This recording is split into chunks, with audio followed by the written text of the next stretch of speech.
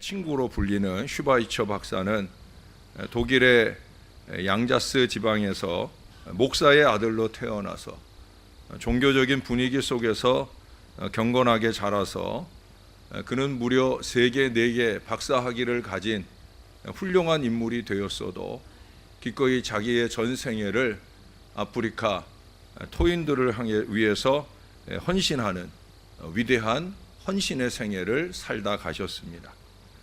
한국에 최초로 순교한 대동강변에 내려서 복음의 복자를 전하지도 못하고 그렇게 순교했던 토마스 선교사는 영국 웨일즈주의 목사의 아들로 태어나 신학을 공부하고 불같이 일어나는 그 선교적 마음을 가지고 처음엔 중국에서 그리고 복음의 불모지인 이 대한민국의 조선 땅에 복음을 전하러 왔다가 그만 순교하는 은혜 가운데 들어가게 됩니다. 프랑스의 유명한 화가로 여러분이 잘 아는 그 만종, 기도하는 두 농부 부부의 그 그림을 그린 밀레는 그 아버지는 찬양대 지휘자였고 그의 증조부는 아주 존경받는 훌륭한 목사님이었다라고 합니다.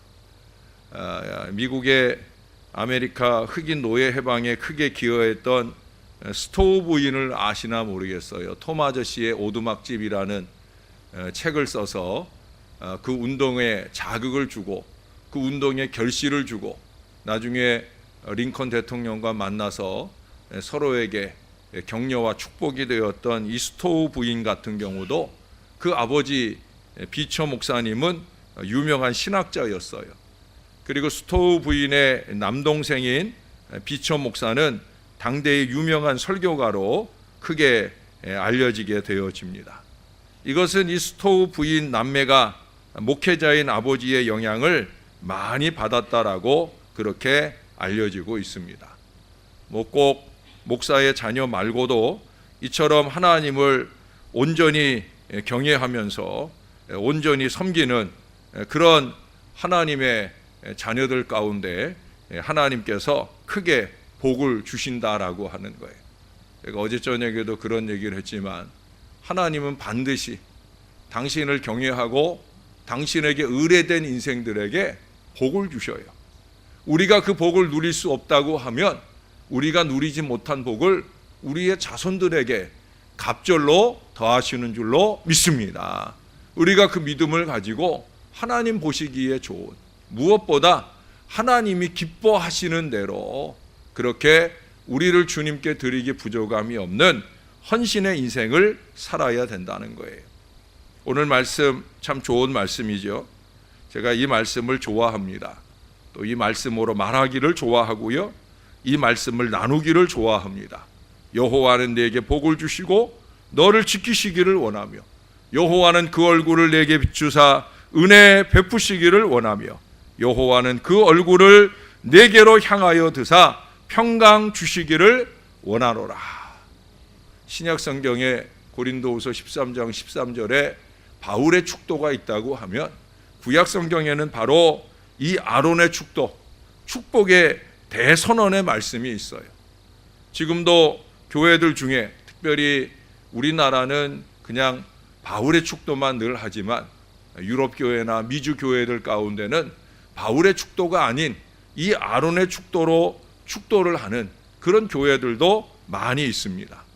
전에 제가 섬기던 교회에서도 축도 전에 교인들끼리 서로 이 말씀을 교인들이 다 암송을 하고 목사가 축도하기 전에 우리가 축복의 찬양을 하잖아요. 그 축복의 찬양을 하기 전에 먼저 이 말씀으로 서로를 외워서 축복을 하고 그러고 제가 축도를 했었습니다.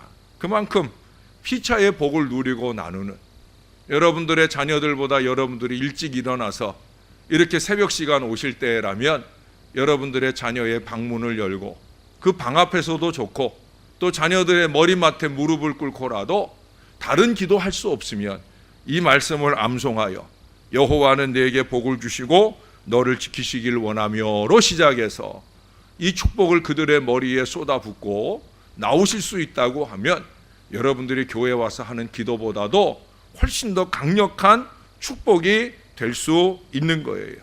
왜? 하나님은 우리에게 복을 주시고 은혜와 평강을 주시기를 원하시기 때문에 그래요. 이 축복은 하나님께서 모세를 통해 제사장인 아론과 그의 아들들에게 백성들을 축복하라고 명령하신 말씀입니다. 제사장들이 주님의 이름으로 이스라엘 자손들에게 축복할 때 하나님께서 반드시 복을 내려주신다 하는 그런 약속이에요. 제사장은 주님의 복을 위임받아서 주님의 이름으로 축복하는 사람입니다. 제사장이 주님의 이름에 의존하여 축복을 할 때 하나님은 그들을 통해서 복을 주시기 때문에 제사장은 하나님의 복을 전달하는 복의 전령이요 복의 통로라고 할 수 있습니다. 저는 그 어느 목사보다 이 사명에 충실하기를 노력하는 사람이에요. 그래서 하나님으로부터 제가 더 많은 은혜와 복을 채움받아서 이 복을 여러분에게 쏟아주기를 늘 열망하면서 최선으로 집중하고 노력합니다. 그러나 여러분, 오늘날 목사만 제사장이 아니에요. 우리 모두는 다 왕같은 제사장들입니다. 그러므로 열심히 축복하는 제사장, 그 비는 복이 항상 임하도록 준비된 거룩한 제사장이 되어야 할 줄로 믿습니다. 우리가 거룩한 준비가 되어 있어야 된다는 거예요. 여러분 자식들이 잘 되길 원하십니까? 여러분 곁에 있는 여러분들의 교우들이 여러분들의 축복을 비는 마음으로 형통한 미래를 열어가길 원하십니까? 거룩한 제사장으로 준비되셔야 합니다. 이게 준비되어 있어야 되는 거예요. 여러분, 유대인들은 축복을 좋아합니다.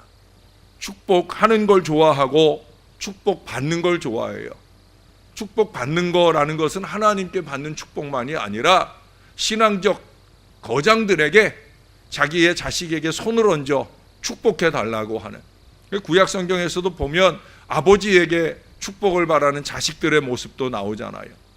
근데 보통 어린 아기들을 데리고 축복을 바라고 신앙의 거장들에게 가면 그 거장들이 축복을 하려고 손을 얹을 때 그때 그 자식을 자기의 품에 그 머리를 꼭 붙들고 안아요. 이 아이가 버팅겨도 이 아이가 눈을 들어 자기의 머리에 손 얹은 사람의 얼굴을 보지 못하게 합니다. 그것은 아주 중요한 의미를 담고 있어요. 왜? 이 아이가 눈을 들어 자기의 머리에 손 얹는 사람을 보지 못하게 하는가? 그것은 자기의 머리에 손 얹는 그 축복의 사람을 하나님처럼 생각하는 거예요. 이스라엘 사람들은 하나님을 보면 죽는다라고 하는 신앙 생각이 있어요. 하나님의 얼굴을 보면 죽는다. 지금 내 아이는 자기에게 축복하는 것이 사람의 손이 얹어진 것이 아니라 하나님의 손이 얹어진 거다. 그러니 그 손을 얹는 그 사람을 보면 곧 하나님을 보는 것이고 내 아이가 죽을 수도 있다 하는 이런 마음을 가지고 아이를 꼭 눌러서 축복하는 그 사람의 얼굴을 보지 못하게 해요. 그건 무슨 얘기예요? 축복하는 그 사람의 권위를 하나님의 권위로 생각을 한단 말이에요. 지금 내 아이의 머리에 하나님의 손이 얹어졌다. 그 순종의 마음을 가지고 그 손길을 통해 내 자식이 복을 받으며 누리기를 소원하는 마음이 있다라고 하는 거예요. 사랑하는 여러분, 보통 잔치를 할 때 보면 이렇게 포도주 잔을 밑에는 아주 넓게 펼쳐 그 위에 또 쌓아 올리고 그 위에 쌓아 올리고 제일 위에 하나의 큰 잔을 올려놓습니다. 그러면 그 잔치의 주빈이 되는 호스트가 되는 주인이 사다리를 놓고 그 위에 제일 위에 포도주 잔에다가 술을 붓습니다. 포도주를 붓기 시작하면 그 부어지는 포도주가 첫 잔에 흘러 넘치게 되면 그 넘치는 것이 두 번째 잔으로 골고루 흩어져 쌓이게 되고 그 쌓여진 넘치는 잔들이 다시 또 그 주변의 잔들로 넘치고 넘쳐서 제일 마지막 아랫잔까지 그렇게 채워지는 그런 가운데 이제 그 잔들을 서로 나누고 그 잔치의 기쁨을 나누게 되는 걸 보게 됩니다. 여러분, 하나님의 축복은 이렇게 차고 흘러 넘치는 축복이에요. 위로부터 아래까지 영적인 권위와 은혜로 차고 넘치는 축복이라는 거예요. 따라서 하나님의 축복이 우리에게 그렇게 임하시기를 바라는 축복이라는 걸 잊지 말아야 돼요. 우리 각자가 내 잔이 넘치나이다 하는 이 고백과 은혜로 살아갈 수 있을 때 그것이 우리 자녀들에게, 우리 이웃들에게 축복을 하여지게 되고 그들 가운데 더 넘쳐 흐르는 축복의 역사가 나타나게 되어진다는 거예요.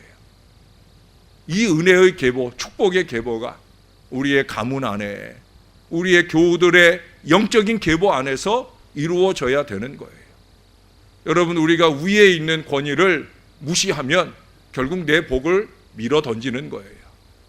하나님이 주신 질서의 권위 아래서 위로부터 주어지는 축복의 이 권위 아래 우리는 더 풍성한 복과 은혜를 나누고 누릴 수 있다라고 하는 거예요. 그러면 도대체 하나님의 그 축복은 어떤 복일까? 오늘 세 가지 복을 우리들에게 말씀하셔요. 첫째는 하나님께서 지켜주시는 복입니다. 하나님의 축복은 언약의 자녀들에게만 집중적으로 부어주셔요. 여기서 지키시기를 원하며 그랬잖아요. 이 지키시기를 원하며 라는 말씀은 그 앞에 먼저 전제되는 말이 있어요.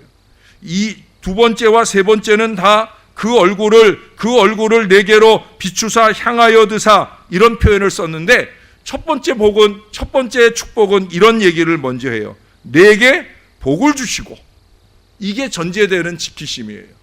다시 말해서 이 받은 복을 잘 간수하고 지켜주시는 바로 그런 복이란 말이에요. 영어로 지킨다라는 표현을 하는 단어는 여러 가지가 있어요. 가드, 누군가의 공격으로부터 지켜준다. 여기 이 지킨다는 건 그런 의미 이상입니다. keep 또는 save, 바로 그런 지킴이에요.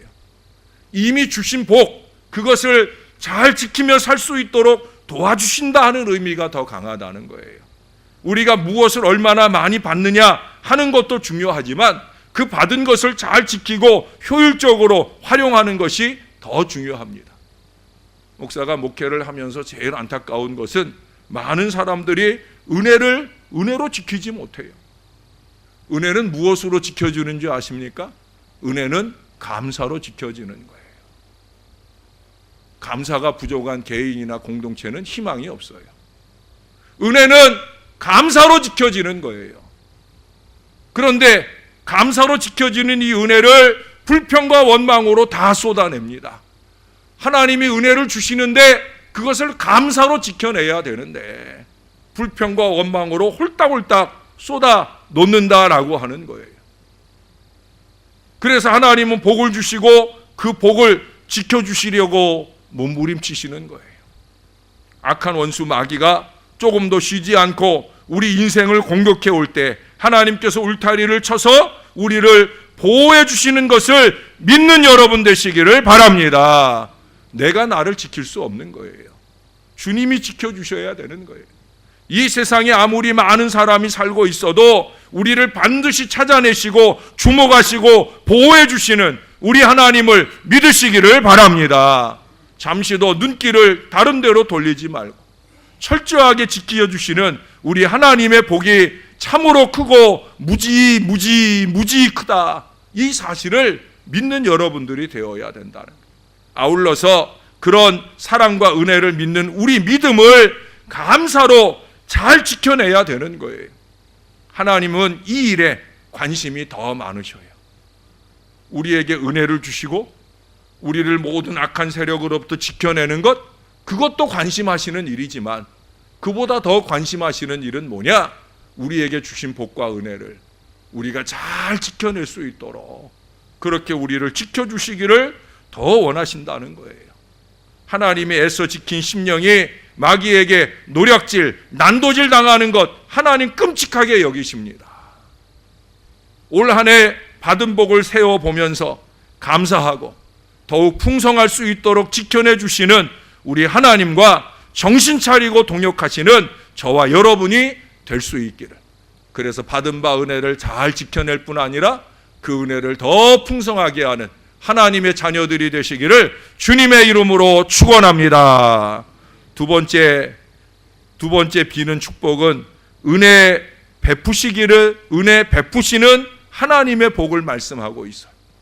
여러분, 다윗은 기도할 때마다 특별히 시편 51편 9절 10절의 말씀에 보면 주의 얼굴을 내 죄에서 돌이키시고 내 모든 죄악을 지워주소서. 하나님이여, 내 속에 정한 마음을 창조하시고 내 안에 정직한 영을 새롭게 하소서. 나를 주 앞에서 쫓아내지 마시며 주의 성령을 거두지 마소서. 주님의 영광이 내게 비추고 내 안에 영을 새롭게 해달라고 간절히 기도하고 있어요. 나는 죄 없이 사는 인생이 아니라 그 시편 51편에서도 절절히 자기의 죄를 눈물바다로 회개를 해요. 죄를 깨닫는 은혜, 그 죄를 내려놓는 은혜, 그 죄가 없어지고 그 죄가 없어진 자리에 하나님의 영광, 하나님의 은혜를 충만히 채워주시기를, 은혜 베풀어 주시기를 그렇게 사모하는 기도를 하고 있어요. 은혜를 베푼다 하는 말은 히브리 말로 하난이라고 하는 말이에요. 이 말은 본래 윗사람이 아랫사람에게 상체를 굽힌다 하는 그런 의미입니다. 윗사람이 아랫사람에게 상체를 굽혀야, 낮아지셔야 은혜를 주는 거예요. 하나님이 우리에게 은혜를 주시려고 하나님은 그처럼 낮아지시는 거예요. 어쩌냐에도 살펴봤지만 하나님이 우리에게 구원의 은혜를 주시려고 우리 주 예수 그리스도께서 그렇게 낮아지셔서 이 땅에 오셨고 나귀 새끼를 타고 겸손의 왕으로 우리 가운데 다가오시잖아요. 은혜는 그런 거예요. 윗사람이 아랫사람에게 상체를 굽히는 거예요.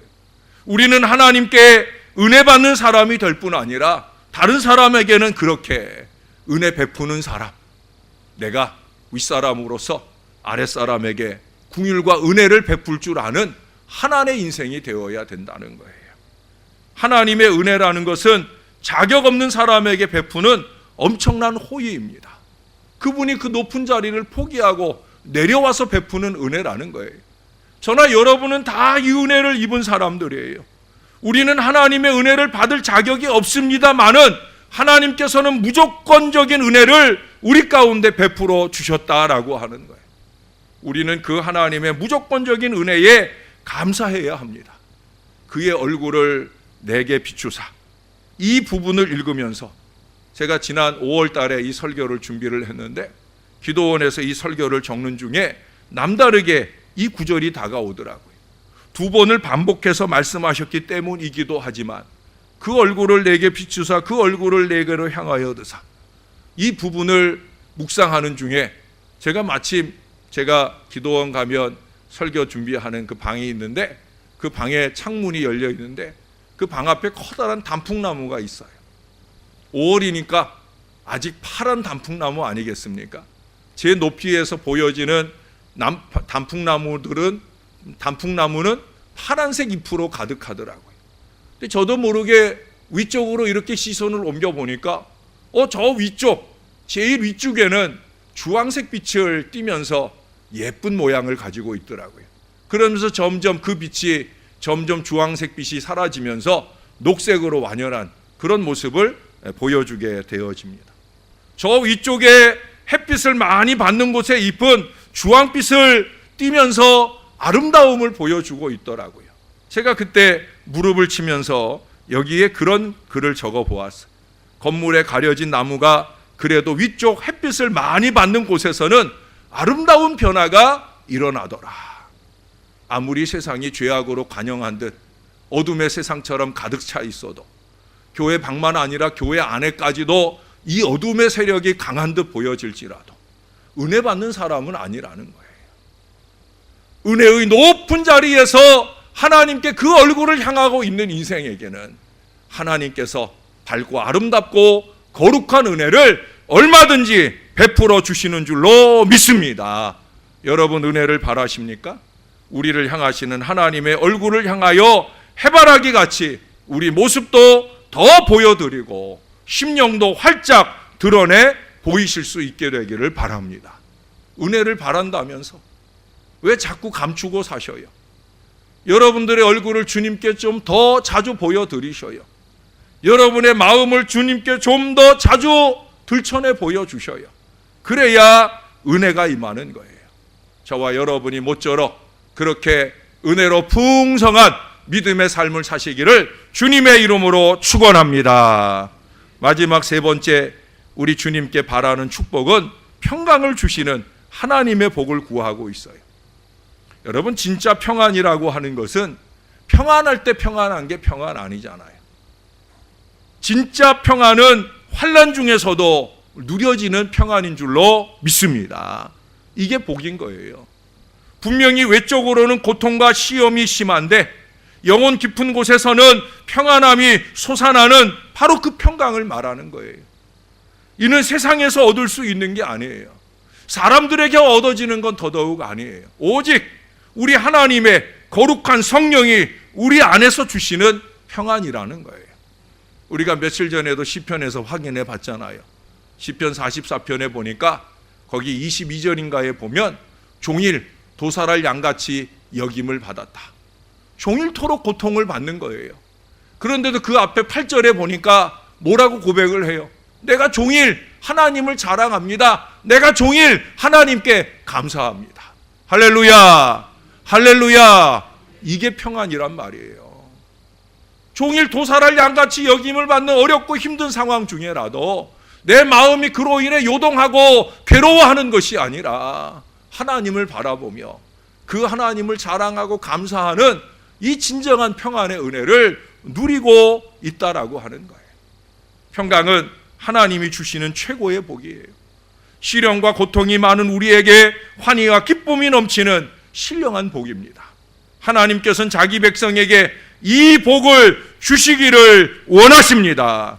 그래서 우리에게 어려움이 찾아오면 굳이 그 얼굴을 우리에게로 향하여 주시고 지켜봐 주시며 응원해 주시며 평강을 더하시려고 애쓰시는 거예요.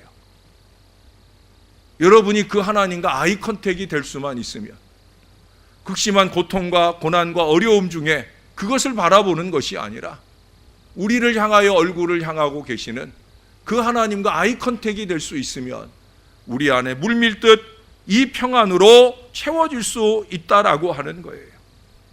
우리 성도들이 상황이나 환경이나 사람들에게 한눈 파지 말고 그 주님을 향하여 똑바로 바라보면서 이런 평강의 복을 받아 누리며 사시기를 주님의 이름으로 축원합니다. 이 세상이 줄 수도 없고 알 수도 없는 이 평강의 복을 누리면 범사 형통의 미래 수수는 자동적으로 가는 거예요. 여러분, 불안과 초조로 하는 일이 잘 되겠습니까? 평안한 마음으로 하는 일이 잘 되겠습니까? 마음이 평안해야 지혜도 더 번득거리고 그리고 손대고 도모하는 일들이 잘 되는 거예요.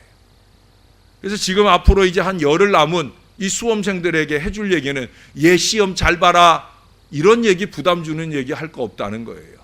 아이가 편안할 수 있도록 마음을 편안히 가져 하나님이 붙들어 주실 거야. 이런 얘기들이면 되는 거예요. 지금 시기에 우리 아이들에게 가장 좋은 말씀은 이사야 41장 10절이에요. 예? 그 말씀이 무엇인지 집에 가서 찾아보시고 그 말씀을 여러분 자손들에게 주셔요. 믿음의 용기가 복돋아 지게 될 것입니다. 우리가 하나님께 받으며 누리는 이 평강의 복을 우리만 아니라 우리의 곁에 있는 모든 이들에게 나누어 줄 수 있어야 할 것입니다. 여러분, 이 세상에서 가장 아름다운 마음이 무엇이라고 생각하십니까? 이 세상에서 가장 아름다운 마음은 복을 미는 마음이에요. 신앙 인생의 마음은 저주를 쏟아붓는 인생이 아니에요. 불평이나 원망이나 비방을 쏟아놓는 마음이 아니란 말이에요. 신앙 인생의 마음은 하나님을 향해서는 감사요, 사람들을 향해서는 복을 비는 마음이어야 된다는 거예요. 복을 빌어주는 마음은 남을 배려하는 마음이요 베풀어주는 마음이며 사랑의 마음이기 때문에 복을 빌어주는 그 마음이 가장 아름답고 선한 마음이요 신앙 인생들의 마음이어야 되는 거예요. 제가 악의보다는 선이, 악독보다는 선함, 이것을 강조하는 이유가 바로 여기에 있습니다. 세상이 점점 어두워지고 삭막해지는 이유가 뭡니까? 남을 축복하는 마음이 없기 때문이에요. 남이 잘 되는 것을 보면 배가 아프기 때문이에요. 여러분, 예수 믿는 우리가 그 마음을 떨쳐내야 됩니다. 이렇게 어지러운 세상을 따뜻하고 부드러운 세상으로 만들어가야 할 사명이 우리 그리스도인들에게 있는 거예요. 그러므로 하나님께 나와 축복을 받을 뿐 아니라 우리의 자녀들에게, 이웃들에게, 우리 하나님의 이름으로 축복하는 믿음의 성도들로 살아야 할 것입니다.